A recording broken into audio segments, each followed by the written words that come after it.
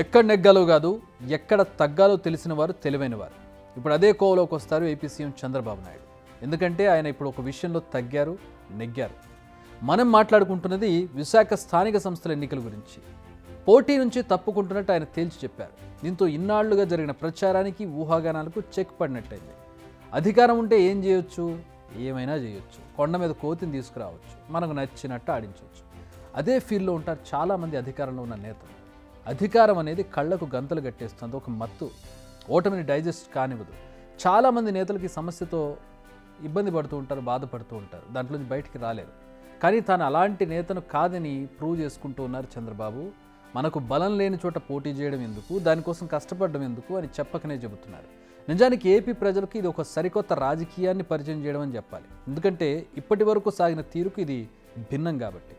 విశాఖ స్థానిక సంస్థల ఎమ్మెల్సీ ఎన్నికల్లో వైసీపీ అభ్యర్థిగా బొత్స సత్యనారాయణ బరిలోకి దిగారు. ఈ ఎన్నికల్లో మొత్తం 838 మంది ఓట్లుంటే అత్యధికంగా అంటే 600కు పైగా ఓట్లు వైసీపీకి ఉన్నాయి. అలాంటి వేళలో ఏపీ అధికార పక్షంగా ఉన్న కూటమిలోని ప్రధాన భాగస్వామి అయిన టీడీపీ బరిలోకి దిగుతుందన్న చర్చ జరిగింది. అంటే క్రాస్ ఓటింగ్ జరిగి గెలిచే అవకాశం ఉంటుంది. ఒకవేళ బరిలోకి దిగితే ఖచ్చితంగా గెలవాలంటే ఏదో ఒకటి చేయాలి. అది కూడా అనైతికమే అవుతుంది. క్రాస్ ఓటింగ్ జరగడానికి వాళ్ళని కొనడం కావచ్చు, లేదంటే వాళ్ళకి తాయిలాలు ఇవ్వడం కావచ్చు, లేదంటే మరిన్ని పదవులు ఆఫర్ చేయడం కావచ్చు, ఇదంతా సాధారణంగా జరుగుతుంది. కానీ దీని నుంచి కొంచెం బయటకు వచ్చి ఒక నైతికమైనటువంటి ఆలోచనతోటి ఈ నిర్ణయం తీసుకున్నట్టుగా కనపడుతుంది. విలువల గురించి అదే పనిగా మాట్లాడుతున్న ఈ టైంలో ఏపీ ప్రజలకు ఇది ఒక సరికొత్త రాజకీయం చూపించాలని చెప్పొచ్చు. బలం లేని చోట బరిలోకి దిగడం మంచి సంకేతాలు ఇవ్వదు. అందుకే చంద్రబాబు సైలెంట్గా పోటీ నుంచి తప్పుకుంటున్నట్టుగా తెలుసు. It's obvious. అంటే ఏదో అనానిమస్గా జరిగే ఎన్నికల్లో బలాబలాలు నిర్ణయం అనేది ఓటింగ్ తర్వాత జరుగుతుంది. కానీ ఒక దగ్గర ఇంత బలం ఉంది అని తెలిసిన తర్వాత, ఆ బలం ఆ పార్టీకి చెందింది అని తెలిసిన తర్వాత, బలం లేని పార్టీ పోటీ చేయడం, వాళ్ళని లోబర్చుకుని తమ వైపు తిప్పుకొని క్రాస్ ఓటింగ్ చేయించుకుని గెలవడం అనేది అనైతికమైనటువంటి ప్రాక్టీస్ అనేది ఇటీవల కాలంలో మనం చూస్తున్నాం. సో దాని నుంచి బయటకు వచ్చి ఇప్పుడు మాకు బలం లేదు కాబట్టి, మేము గెలవలేము కాబట్టి పక్కకు తప్పుకుంటూ ఉన్నాం, అనైతికంగా గెలవడం మాకు ఇష్టం లేదు అనే ఒక మెసేజ్ను ప్రజల్లోకి పంపడం ఒక మంచి రాజకీయానికి నాంది అని చెప్పుకోవచ్చు. నిజానికి ఈ నిర్ణయం వెనుక అనేక వ్యూహాలు కూడా ఉన్నట్టుగా కనపడుతుంది. వ్యూహాలు లేకుండా ఏ రాజకీయ నేత ఏ నిర్ణయం తీసుకోరు. గెలుస్తామని తెలిసిన వైసీపీ ఈ ఉప ఎన్నికకు సాదాసీదా అభ్యర్థిని నిలబెట్టకుండా ఏకంగా అత్యంత సీనియర్ అయిన బొత్స సత్యనారాయణ నిలబెట్టింది.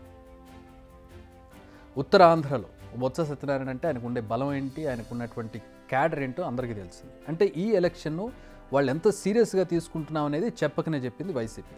అదే టైంలో అటు టీడీపీ కూటమికి బొత్సను బలంగా ఎదుర్కొనే స్థాయి నేత ఎవరనే ప్రశ్న కూడా ఎదురైంది. అసలే సంఖ్యాబలం కూడా లేదు. ఎన్నిక జరిగితే ఖచ్చితంగా కూటమి ఓడిపోతుంది. అప్పుడు అధికార కూటమి ఓడిపోయింది అనే బ్యాడ్ నేమ్ కూడా వస్తుంది. దీనికి తోడు అసెంబ్లీ ఎన్నికల్లో చారిత్రక గెలుపును అందించారు ప్రజలు. ఒక్క సీటు కోసం కక్కుర్తి పడడం ఎందుకు?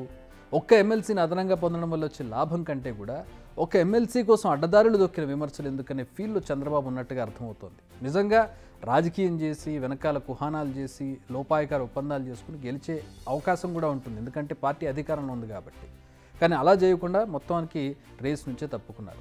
ఈరోజు ఎమ్మెల్సీ ఎలక్షన్స్లో తెలుగుదేశం పార్టీ స్వచ్ఛందంగా ఈరోజు పోటీని విరమించుకోవడం అనేది నిజంగా చెప్పాలంటే ఒక విలువలకి అంటే రాజకీయాల్లో విలువలకి ఇవ్వటంలో ఒక మైలురాయి వంటిదని చెప్పి మనందరం కూడా అనుకోవాలి. ఇదే ఎంపీటీసీ ఎలక్షన్స్ అప్పుడు నోటిఫికేషన్ వచ్చిన తర్వాత వాళ్ళు అధికారంలో ఉండి మేము ప్రతిపక్షంలో ఉండేటప్పుడు ఎంపీటీసీ ఎలక్షన్స్కి నామినేషన్ వేయటానికి కూడా మమ్మల్ని చాలా ఇబ్బంది పెట్టిన సందర్భాలు కూడా ఉన్నాయి. నామినేషన్ పత్రాలని సంచుల్లో దాచుకొని చాలా భద్రంగా ఎవరు చూడకుండా, ఎవరైనా చూస్తే మమ్మల్ని కొడతారేమో, ఎవరైనా చూస్తే మా నామినేషన్ పేపర్లు చించేస్తారేమో భయంతో ఆ రోజుల్లోనే కూడా చావుకి ఎదురెళ్ళి చాలామంది కార్యకర్తలు ఎంపీటీసీల కింద, జడ్పీటీసీల కింద నామినేషన్లు వేశారు.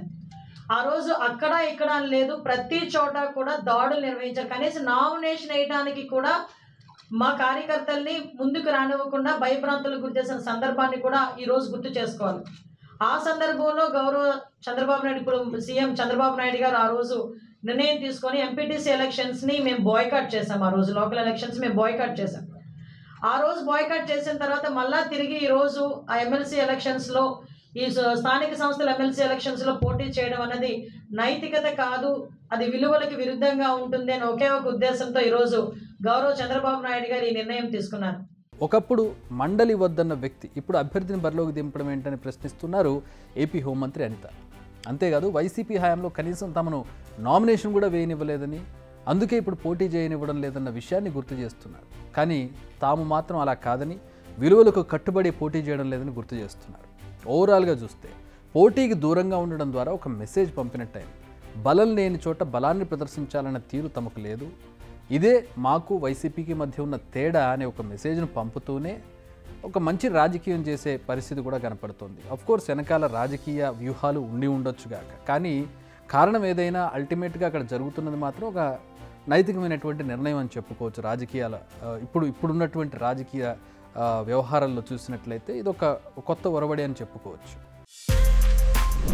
బిగ్ టీవీ అవుట్లుక్ కథనాలు నచ్చితే వెంటనే బిగ్ టీవీ ఛానల్ ను సబ్స్క్రైబ్ చేయండి.